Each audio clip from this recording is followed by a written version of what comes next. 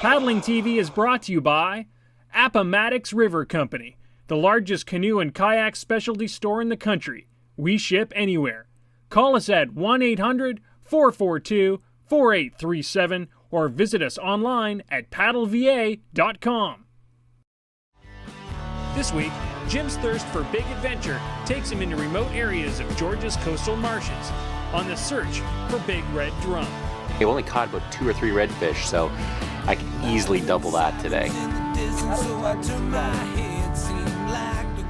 Although Georgia only has about 100 miles of coastline as the crow flies, a series of barrier islands provides protection for a 6-mile band of marshland that amounts to over a third of the saltwater marshes in the East Coast, and a fisherman's paradise.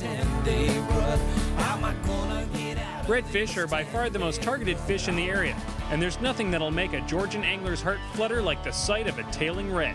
Yeah. No, actually, my plan is to try to put these guys on some fish. Fishing for reds isn't an easy task. It takes time to master this type of fishing, and Mike's experience shows as he spots a tail deep within the weeds. We had this wicked weed bed, and we were going right into the weeds. The tide was up, so the water was right into the weeds, and the reds were right in the weeds feeding. So you'd have to pull yourself through the weeds.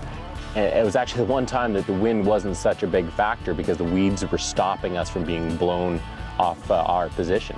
So you'd pull very slowly through and try to pick them out. It was all sight casting and very much like hunting. It was the first time that I'd gone after reds, and I knew they were spooky, and I didn't know exactly what to look for. So I asked Mike. Mike was coming by, and I said, "Mike, how does this work? Give me some tips here."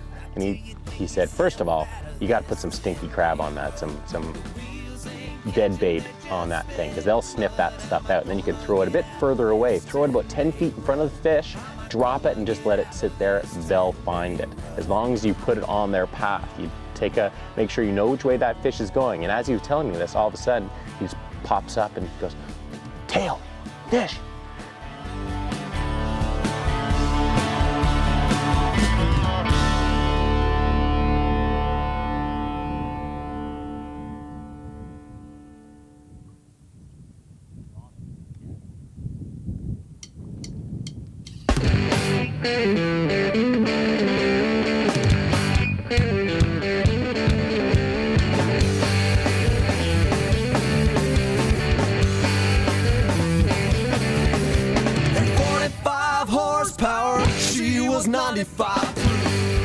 Bam, fish on. The great thing was that, Murphy's Law usually states that the camera isn't going to be anywhere near us, but in this case, the camera was right there, and we got the full battle on film. But more importantly for me, I got to see the full catch to fight to release, and learned so much from watching that.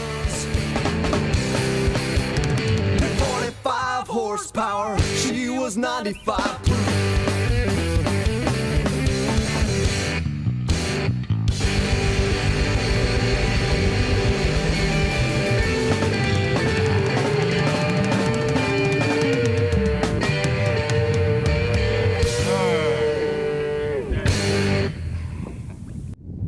Okay, go get bigger, buddy.